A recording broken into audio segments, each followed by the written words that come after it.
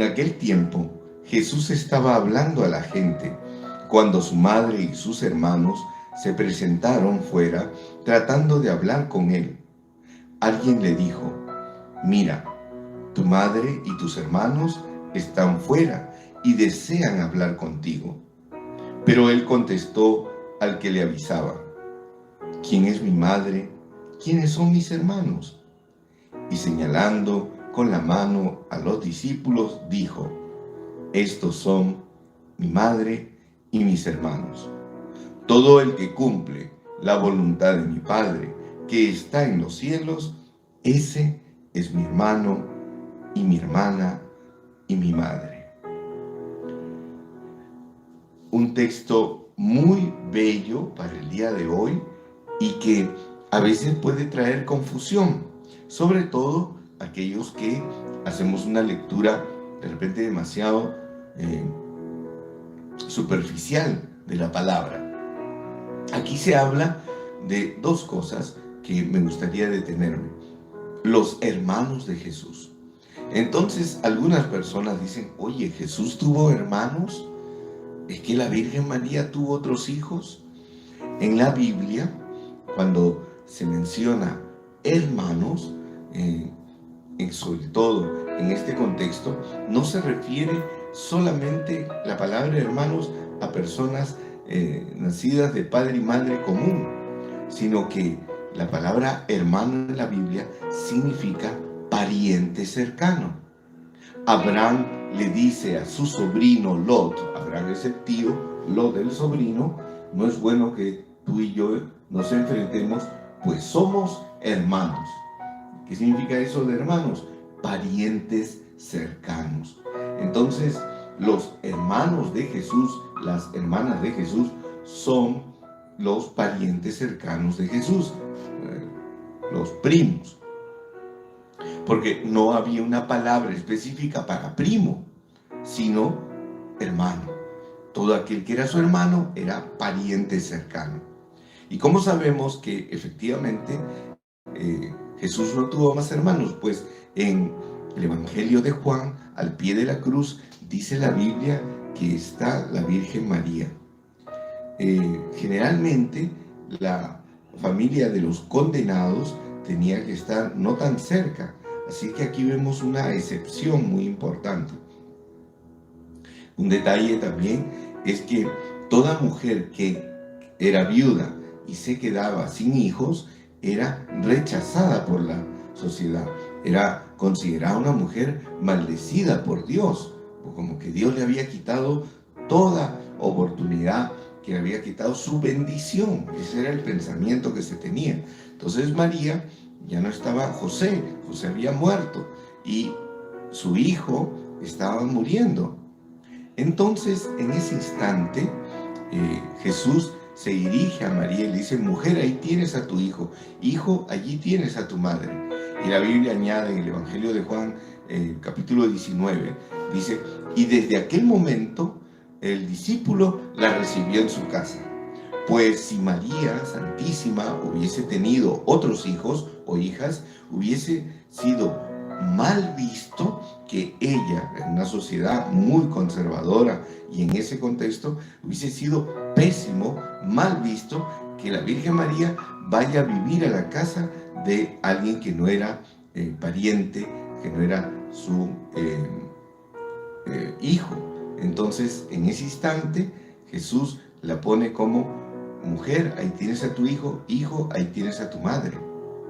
María no tenía otros familiares, se estaba quedando sola, y Jesús se encarga de encomendar al discípulo que él más amaba que la acoja, que la reciba, para que María no quede desamparada en una sociedad judía que en aquel momento iba a despreciar a una mujer viuda y sin hijos. Entonces, esos detalles son importantes de conocer. Primero, entonces, no hablamos de hijos de María que tuvo ella, porque Jesús es el unigénito, el hijo único de la Virgen María, ¿no? Entonces María no tuvo más hijos, fue concebida Jesús en el vientre virginal de nuestra Madre Santísima, y esto es, como ustedes saben, uno de los dogmas de fe, ¿no?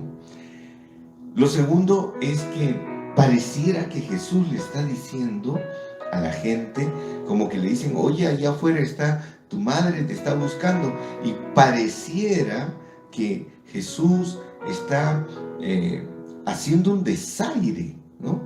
¿Quiénes son mi madre? ¿Quiénes son mis hermanos? Y mirando a la gente, los que hacen la voluntad, dicen, ya ves, Jesús también hace a un lado a la Virgen María. No, no, no, todo lo contrario. Jesús es un rabino, un maestro judío, y como tal enseña en un lenguaje, en un contexto, como maestro, habla como un maestro oriental.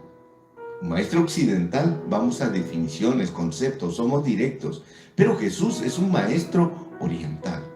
Entonces, él utiliza y aprovecha para decir que hay un lazo muy profundo de parentesco que está por encima de la carne y la sangre, y ese parentesco es la pertenencia a Dios. Somos todos hijos de Dios por medio de la obediencia. ¿Y quién, sino la Santísima Virgen María, es la más obediente al decir ante el ángel Gabriel la invitación que ella sea la Madre de Dios? Ella responde, hágase en mí según tu palabra. Así responde la Virgen María, y ella concibe por obra y gracia del Espíritu Santo. Entonces, si alguien fue obediente a Dios de una manera extrema, la Virgen María. Entonces lo que está diciendo Jesús es que María es bienaventurada, feliz, porque es obediente a Dios. Lejos de hacerle un desaire, está resaltando que nuestra Madre Santísima tiene una profunda relación, un nexo profundo con Dios a través de la obediencia. Y esto nos lleva a ti y a mí y a aplicar el Evangelio. ¿Cuántos de nosotros estamos viviendo en obediencia a Dios? Dios nos pide que nos acerquemos a Él, que cambiemos. Se le llama en la Biblia la palabra conversión. Es decir, mi corazón se acerca a Dios, cambia a Dios, me vuelvo a Dios, doy un giro de 180 grados, no 360, pues si doy 360 vuelvo al mismo punto, sino 180 grados. A ver, mi prima Patti, que está ahí, sabe tanto de matemática, sabrá muy bien, 180 grados. Y, es decir, a la vida que tenía le doy la espalda y voy en dirección de Dios. Esto es lo que Dios quiere de nosotros, obedientes a la ley de Dios. ¿Y cuál es la ley de Dios? La ley del amor. Nos acercamos a Dios no por temor, no porque tenemos miedo al castigo, sino porque tenemos un gran amor a Dios. Y ese gran amor nos cautiva, nos acerca. Dios es el Abba, el Padre, el que nos acoge, el que nos abraza.